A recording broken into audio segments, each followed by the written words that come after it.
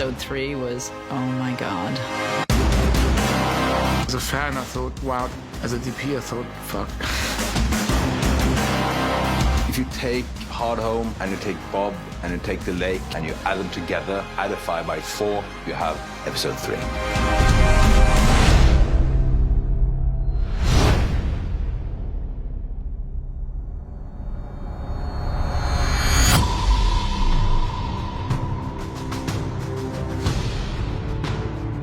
We had 11 weeks of night shooting, so that was quite a feat for any crew to go through. We knew this episode was going to be almost entirely battle. It's well over an hour, and it's mostly action, and part of what we cared about a lot here was getting Miguel on board and forcing him to shoot 55 straight nights. Look at it this way, I never ever want to do that again. I don't think anybody who did that ever wants to do it again. Yeah, that was tough, and I don't think it was something that anybody really realized just how hard it was going to be. The long night. When I was doing it, it was minus 14. Just chilling, minus 14. In a field. You know, it's too cold to snow. When it's too cold to snow, you know you got in trouble. Chris and the rest of the team, they were there day in, day out, where you would start your evening at 6 o'clock at night, and then you'd go home at, 5 o'clock in the morning, and it just, that's brutal. Your body never acclimates to that 100%. By like week 3, say, like people looked slightly haunted. Cast, stunts, background, crew, like everybody just looked like this is like getting into us. This is like getting into our spirits. I'm not gonna lie, it was horrible. We enjoyed the work, and I said to my guys, you might not want to do it again, but you won't regret doing it the first time. Because the product, what you've achieved, is amazing.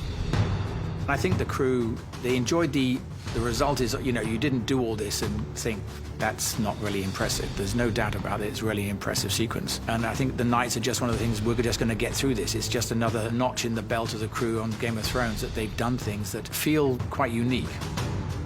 I'm proud of everyone. I'm proud of the work that was put in. I think it was a mammoth task that we were faced with, and we did it. And it just feels incredible. That first week after night shoot, seeing the crew, like, smiling at the sun. What they went through was pretty stunning. And look, it's not, there's no special prize for being the toughest crew, but there probably should be. Working in the pitch dark, in the rain, in the mud, it's a real testament to the entire Belfast crew who gave us something that no amount of money could ever buy.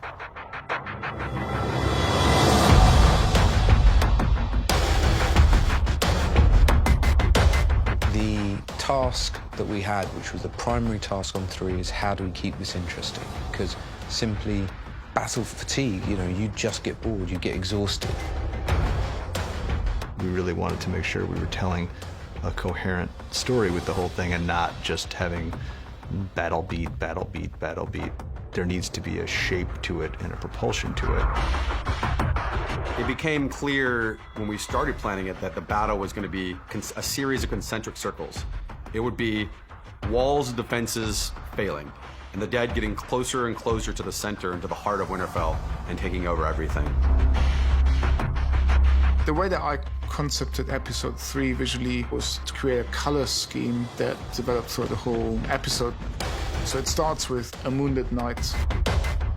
Because the Night King brings the storm and the clouds, the moon becomes dissipated and the moonlight takes over, but in a very diffused kind of way. And then the next stage would be the trench going up. We wanted the trench to be this overpowering light. And in prep for a long time, Miguel always mentioned hell to me. It's turning into hell for each character. So the blood-red fire of the trench takes over the image and completely drains out the blue of the moon until the end. Because the trench is dying down, the moonlight suddenly gets introduced again. So that was kind of the way for me to break it up into sections.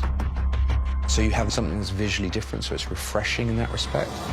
But how do we take it one step further? And so what we decided was to give each act a genre.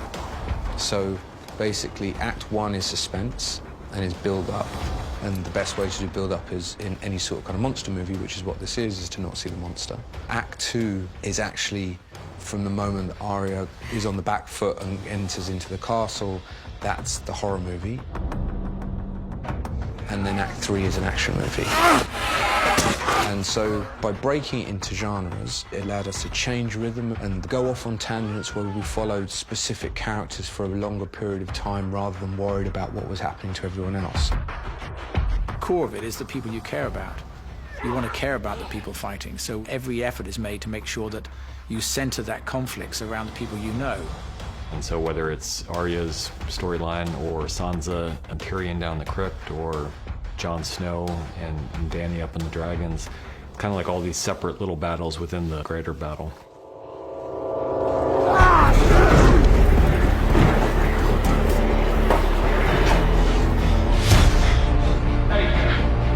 Light the torch!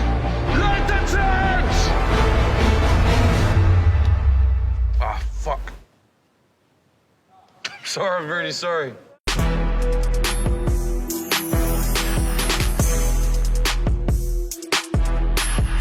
The living do have some time to prepare for this battle, and one of the things they know going into it is that they're going to be outnumbered, and another thing they know is that the whites don't like fire. So they dig a massive trench around the entire castle and fill it with kindling.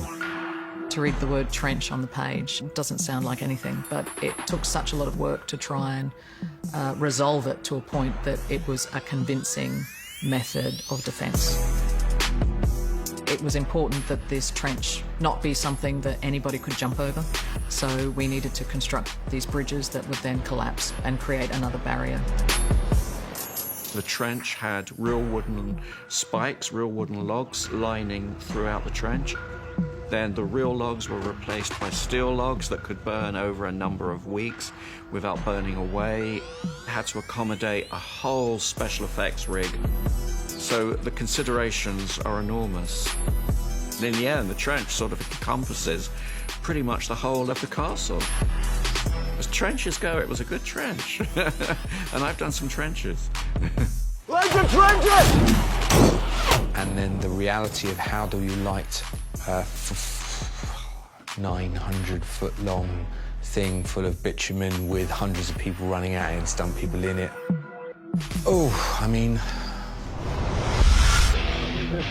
So...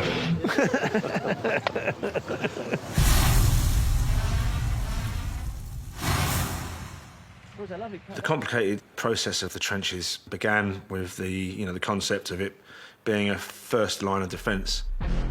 Therefore, it had to be impressive, it had to be very big. So we had to devise a way we could produce a flame which is big enough for outside environment. So we came up with a system which is just a simple water trough. It makes the most economical flame out of propane. And then, of course, you've got to think about the consumable part of it. You can't have real logs in there. It has to be a steel thing. It has to be able to endure the heat and the fire. I think we did 900 steel logs and we did 16 steel troughs. And then you have to work out how you get that amount of gas to each trough. We've got one 4-ton tanker with a mobile unit, which is 5-ton.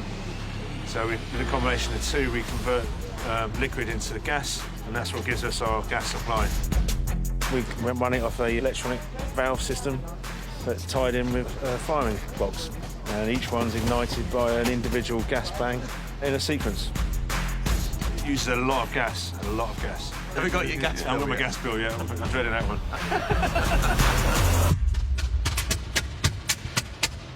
And you see the Red Priestess come out and light that trench, that would be such an extraordinary moment as it just lights around Winterfell.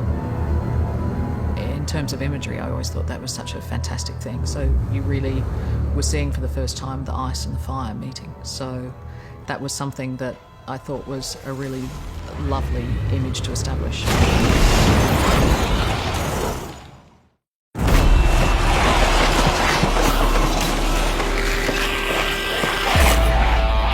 I got a call from Miguel like a year before we started shooting. Basically, he was like, I can't tell you anything, but get your endurance up now. I want you to be training. You have a lot to do. It's going to be night shoots. We're going to do 3 months of night shoots. And I was just like, okay. Like, I think I was, like, in Boston at the time, like, eating, like, cheese fries. Like, cool.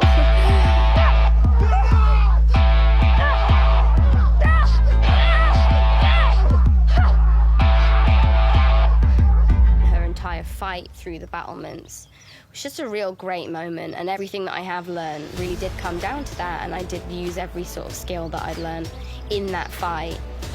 It's one thing to go on the battlements, but then over the top of Winterfell, you've got these 2 staircases that go up to the middle section of Castellation. So we thought it'd be really claustrophobic and dark and scary to be in there with whites, but that's when the full staff doesn't really work. We all know these tunnels are very small, and the last thing you want is a 5.5 or a 6 foot quarterstaff going through small little alleyways. So what I decided to do in this one, be able to cut it in half, so be able to disassemble within the fight sequence, and then have 2 of them she could use both in each hand, which was great, and it gave also then the stunts something else to play with and to train with. Yeah, because if I concentrate on doing the move, one of them does it and then the other one doesn't, and it's like... One of the incredible things about Maisie is that she's a righty. Because Arya in the books is left-handed, she decided she was going to learn how to fight left-handed. So in season 1, when she's training with Syrio Forel, she's training with her left hand, and which is incredibly challenging. But what it did mean was that she's learned how to fight left-handed, and she's naturally right-handed, so she's become an ambidextrous fighter. Maisie does almost all this stuff on her own. She has an excellent stunt woman for the dangerous stuff, but most of it's actually Maisie. Her coordination, and she's really quick, you know, can make changes on the spot. She's really easy to work with. It's one thing practicing a fight, which is like a sparring fight, you know? But then when you're actually fighting for your life with loads of stuntmen who like do this day to day and are not scared of anything, and they're covered in this crazy makeup and they're coming at you like, rah! It's just a completely different ball game, and I think I probably hold the record for the most apologies on set. Fucking hell, I'm so sorry.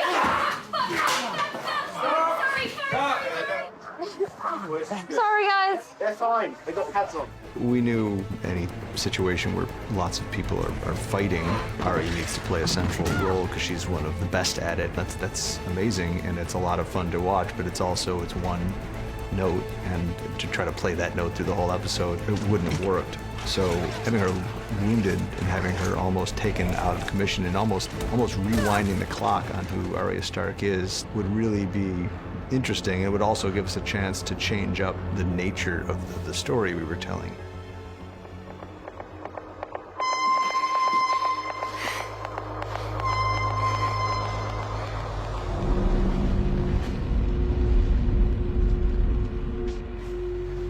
The library sequence was built around the idea of I need to have a marked shift where the audience, instead of coming back and going, okay, and more battle, they come back and they go, oh, change the style. Hopefully what it does is it refreshes the audience, and they're like, you know, we want to know what's going on outside, but we're okay to be inside for a minute and slow things down. And we're also okay to be with Arya, who's suddenly, from being this incredibly confident character that she's been now for quite some time, is completely traumatized by what's happened to her.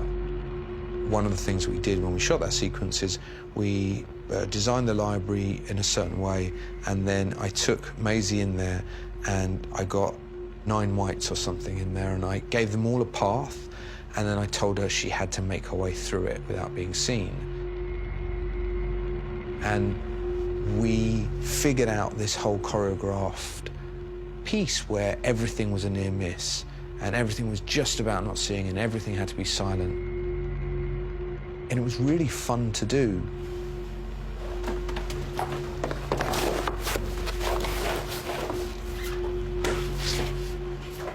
Oh my God, you're so scary. So the hero White's in the library, Miguel, he was after somebody who could get themselves into quite an interesting position, but have a physique which would be a little bit unworldly, which would suggest they're dead, basically. I knew of this performer, Spanish performer, called Javier Botet, and he's double, triple jointed. He can do the most ridiculous things with his body, and he's been covered in prosthetics pretty much all his career, so I knew he was the guy that could pretty much sell it for us. From a prosthetics point of view, he's got a couple of little bits and pieces. He's got some little cheekbone appliances. We've got a few little scrapes and wounds, and then we just did this sort of airbrushed body painting on him as well, and just really accentuated all his sort of shadows and all his muscles and his bone structure, and his movement just sold it for us.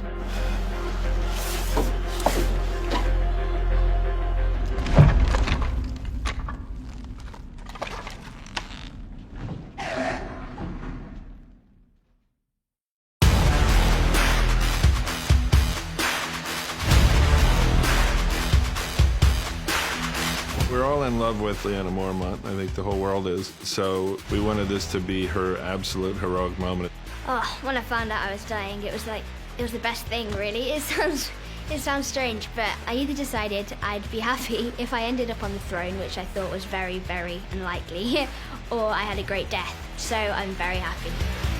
And the whole giant thing, that's just really cool.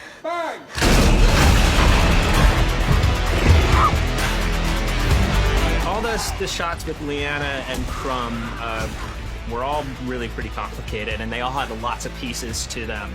So it started out at Tomb, where we shot the Winterfell set, and we shot a lot of the backgrounds for the shots.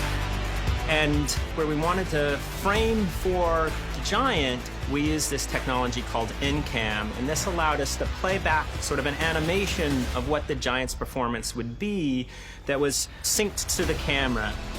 And so that when Sean Savage, who's the aide camera operator, is operating on the day, he can actually see the giant at his proper scale in the set.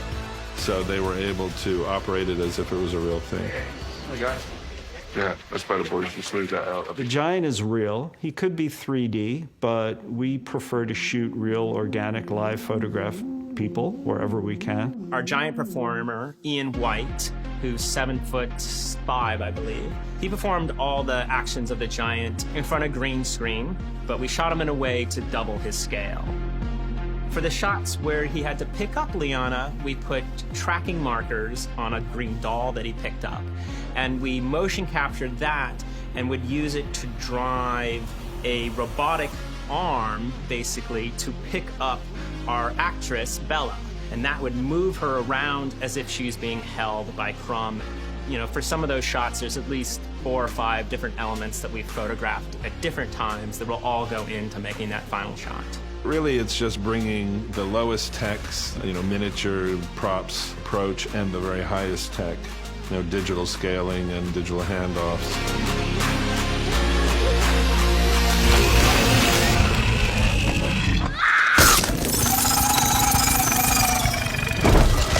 I think it's very fitting for Leanna to die, like doing something like that, stabbing a giant in the eye. It's a bit like, I realised today, it's a bit like David and Goliath, the same sort of thing. Like just a stab in the eye kills him, but with this little Leanna moment.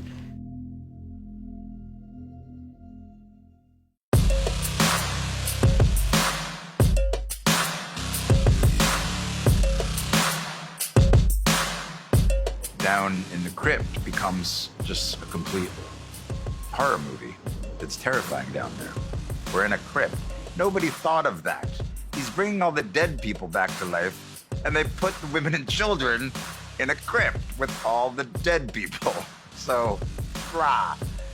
Tyrion is smart, but I guess not that smart. Yeah, the whole action was really fun, because I never get to do any action. In between setups, Peter and I would be joking around like guns, like running between podium to podium, trying to catch a white. We felt like action stars, even though we probably ran like 5 meters. With the whites in the crypt, for us that was exciting because we realised we were going to do some really cool mummified and dried husky sort of whites. We referenced ancient mummies, we looked at corpses, and there are some tombs which have got these figures which are exactly the inspiration we were looking for, and they're these dried, wizened bodies which still have dried, encrusted skin all over them. They still have hair, and they're hundreds and hundreds of years old. They have their teeth, really, really dusty, and completely different to what we'd seen before. There was one point where I had to run through a crowd of people and whites were coming out, and one came up to me and I actually started crying. I was so scared. Like, whenever I get scared, I just cry, and it was so awful. Those whites are horrible, just as scary in real life. I hate them. They're around dark corners, and you're like, you don't fully know where they're all coming from. I mean, everything's safe and mapped out, but it's still, you get into it, and you're just going by candlelight. We don't have any other lighting sources down there, really. It's creepy. It was fun. A week underground with dead people.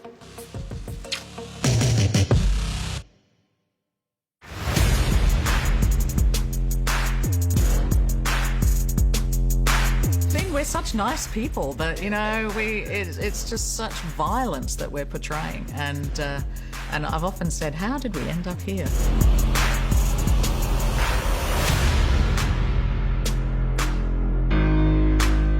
I think the lesson that we learned on Battle of the Bastards was just how difficult it is to work with dead bodies, to work with these prop bodies, how expensive it is, how difficult they are to move around. So Rob Cameron and Gavin Jones, our prop maker, came up with the idea of moulding these bodies into these discs. The brief was to try and create a lightweight version of bodies as a sort of relief. We would get 8 or 9 dummies dressed in their armour, and then we'd make a huge mould of that. So our mould could capture all of this detail, the limbs and the fabric and the armour. Had, I think, probably about 300 body parts, which we would have painted up in different elements, you know, give them some skin tone, give them a bit of a palette, and individually pull out each body. And the good thing about these, the weight of them, we can actually mound them up. So the prop boys came up with this great idea of wedges and then building them up. So it's total carnage and devastation, really. It looks great. I've got to say, they work really, really well. The prop guys will never want to see another one of these discs again, because they spend a hell of a lot of their time walking them around, moving them from the right flank. Okay, now we've got to dress the left flank, so all the bodies have to move across to the left flank. Fucking hell. For close-up stuff, interspersed with that would be live people dressed as dead bodies. When you walk on set sometimes and they're about to shoot, and suddenly one of them will twitch or sort of move or something, and it's like, oh my God, because that's actually an extra who's been dressed as a dead body and will sort of be in there in amongst the ones that we've put in. Yeah, it's very disconcerting. It's a strange place to be.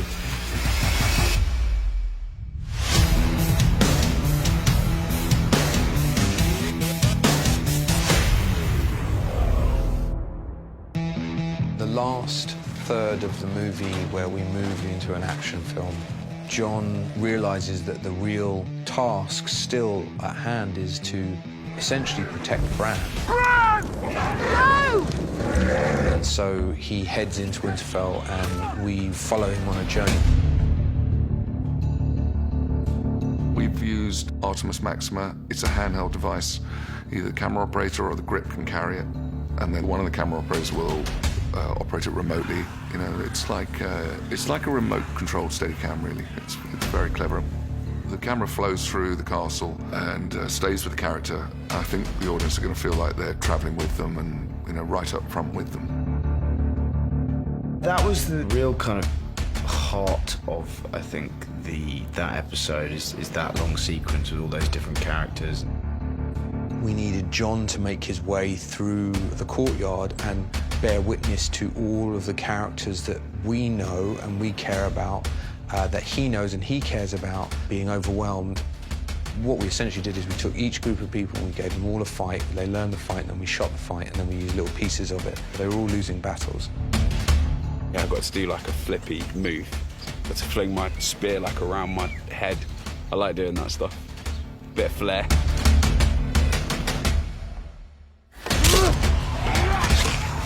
I loved filming the sequence where we are really up against it, and it is overwhelming for Brienne, and Brienne is in battle mode. It was really all-encompassing that night. Being there was so intimidating, and so, you know, we were all really panicked by how claustrophobic it was, and I think that really adds to the work. One of my highlights from that episode is standing on the pile of bodies and fighting for my life. And the funny thing was that we said to the stunt guys, if you manage to get me down, take me down. So on some takes, I died, or Tormund died. I was really fighting for my life, for Christopher's life. Strong arms now.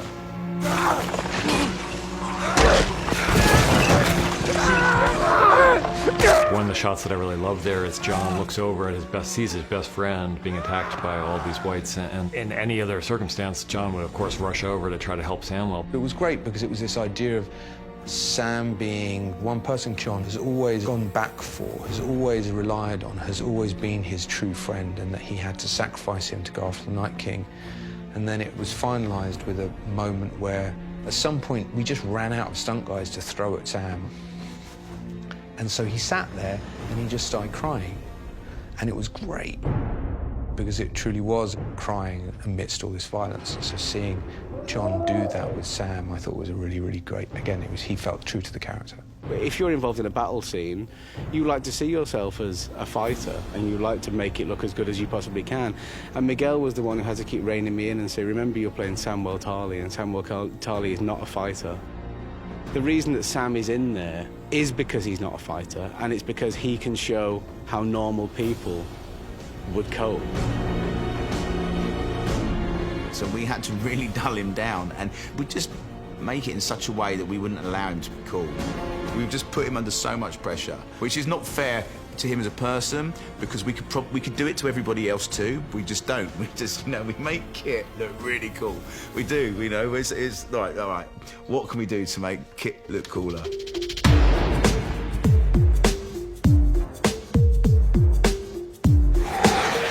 One of the most challenging shots was when we travel through the courtyard extensively, and then we head down to what we used to call the old kennels. And as he's running down this very long, dark corridor, we had to coordinate about 15 stuntmen dropping out of the roof around him. They're obviously going to arrive in a certain zone, certain moment, certain second, which, between the stunt guys and Kit, they had to coordinate perfectly. Try and get to the wall, now put it on his neck and then drag it out. But take your time. I wouldn't kill him. I wouldn't kill him until you see the next guy.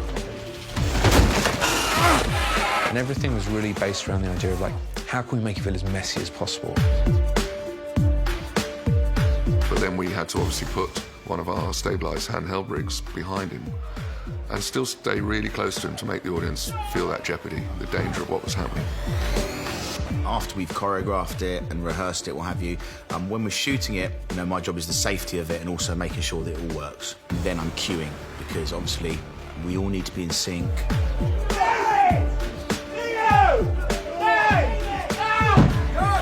That was probably one of the greatest challenges, just to be in the right time at the right place, and it had to be in, you know, fractions of seconds to do it. And the camera did 180 round him at one point during all this chaos. And we run backwards at that point until a great big steel door is iron railings are shut right in front of these guys, you know, at the last second. And it feels like Jon Snow's just got through there, as has the camera's just got through as well. So, yeah, it's a very cool shot. Let's go, man. Just because we fancy making you do it again. But ultimately, the key thing there was to give Kit the fight of his life, and then at the end of it, present him with an insurmountable odd, which is a dead dragon, or an undead one, or not dead.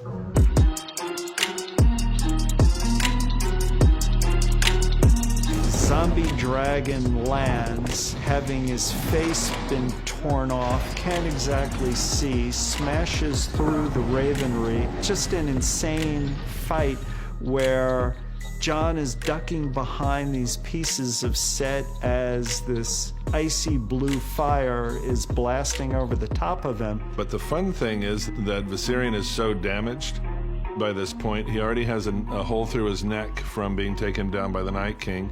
Now he's missing half his face, so he's leaking. So, you know, this blue fire is kind of leaking and shooting around. There's fire blasting all over the place, which we shoot photographically for real using a 3D motion control camera, blasting fire in a darkened stage. We actually did laser cuts for Viserion from the digital model of those openings, and then bronze casts were made and then fitted by Sam Conway and his team with fire jets. And then that was put onto this robot with the quick arm so that the fire would leak out of openings that were accurate to the dragon. There were so many moving parts in this scene because you've got the environment he's living in, which is partially the courtyard dressed and largely virtual because of the destruction that's needed to be created. There's shooting Kit in the set piece so that he's got something to really duck behind and have interactive lighting wrap around him.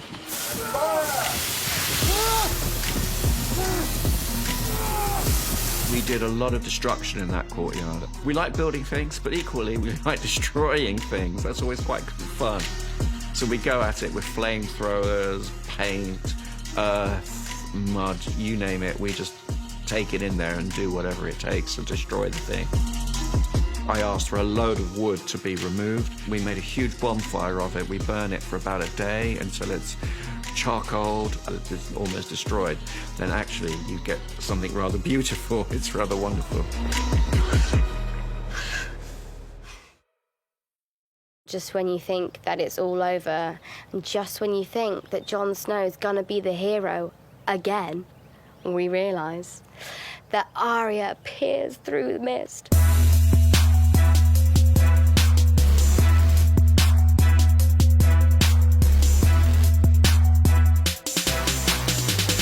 I mean, you're like, oh, maybe I'll get him. I'm not gonna get him. And then you're reading, you're like, oh, maybe Jon's gonna get him.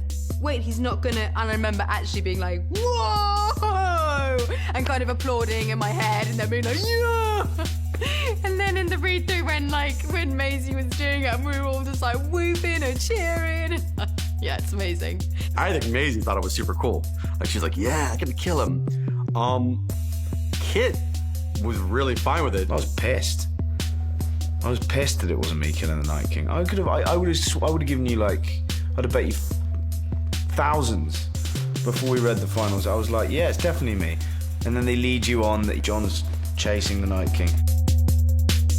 Jon Snow has always been the hero, the one who's been the savior, but it just didn't seem right to us for this moment. It's probably 3 years now or something we've known that it was going to be Arya who delivers that fatal blow. Dan and David let me break all the Game of Thrones rules for that sequence. Majority of it is shot at 96 frames a second. It's all super slow motion. It's all heightened reality, which is not what they usually do. It was a surreal nightmare. Finally, the Night King and Bran were finding each other.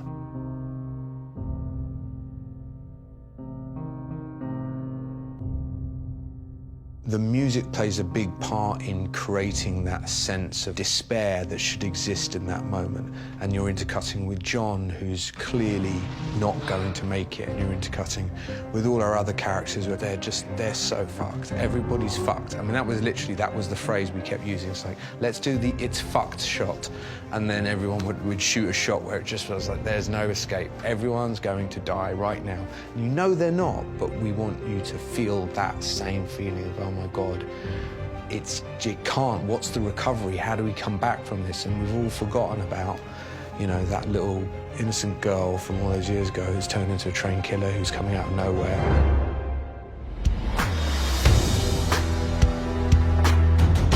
Essentially, she does jump out of nowhere, and that's a wire rig. It's a wire rig we did on the location, but the location wasn't ideal. It was really hard to get a crane in there, and we've obviously got the weirwood tree.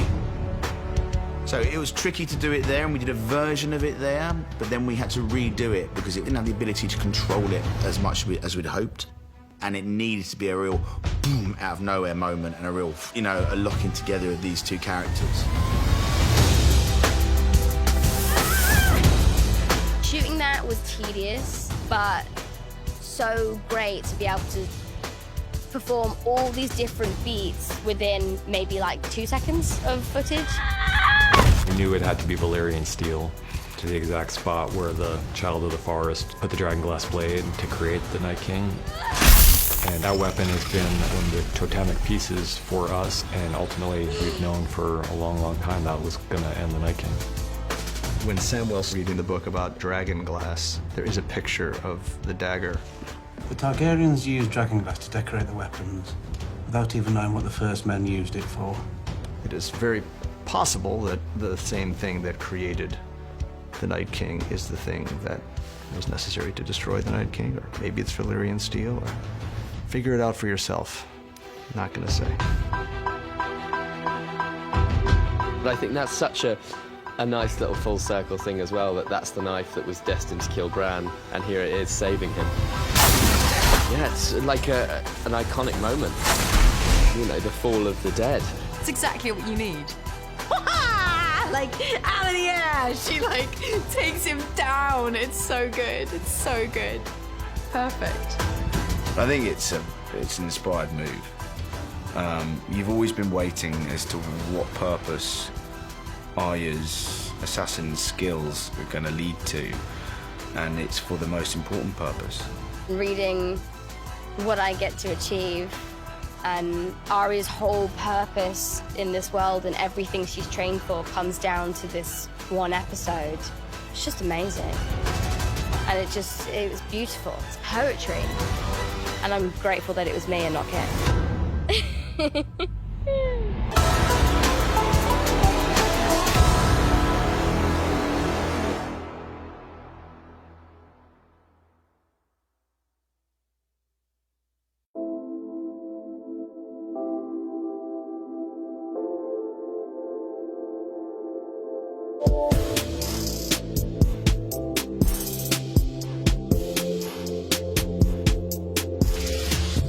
Think about Jorah. From the very first time we met him, he was with Dany, you know, and the first time you meet him is at Dany's wedding when he's giving her the books of Westerosi history. And from that time, he's been mostly by her side.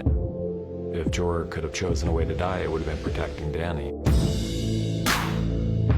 There was a lot of input from Ian and from D'Amelia about making sure that their characters stayed true to who they were, not having Jorah lose sight of his goal, which is protect his queen at all costs. Emilia didn't want to be completely damsel in distress. She didn't feel that her character would be like that, but then we'd never seen her do anything in that vein. So we needed to make her not look like she was completely ineffective and disinterested in saving Jorah. Yeah. And then you don't care what happens to Sword off. No, that's why I'm trying to play up the...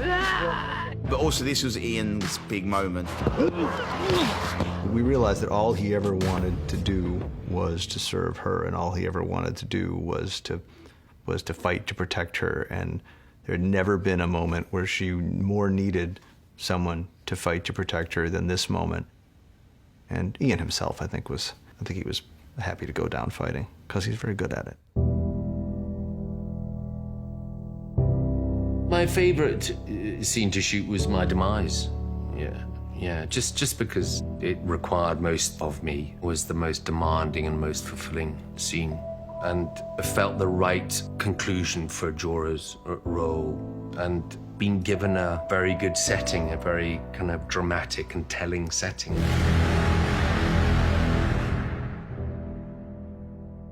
Incredible performance from Ian, and also from Emilia at the very end there as she's holding him in her arms, and just that, you know, it's really hard to fake that kind of pure grief, and Emilia just really brought it in those moments. I think part of it was because she's such a good actress, but part of it is because she and Ian have been working together for so long and have become very, very close, and they've had so many scenes together, and it's all coming to an end, you know, both their characters' relationship on the show, but also our time together working on this show. It was really hard. You know, I just had to look at Ian's face, and it was like,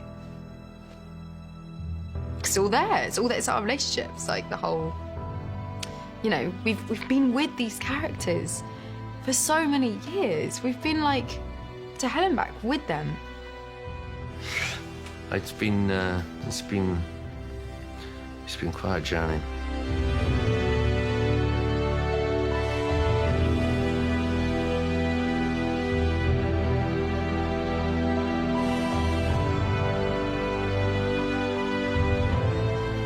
no finer words.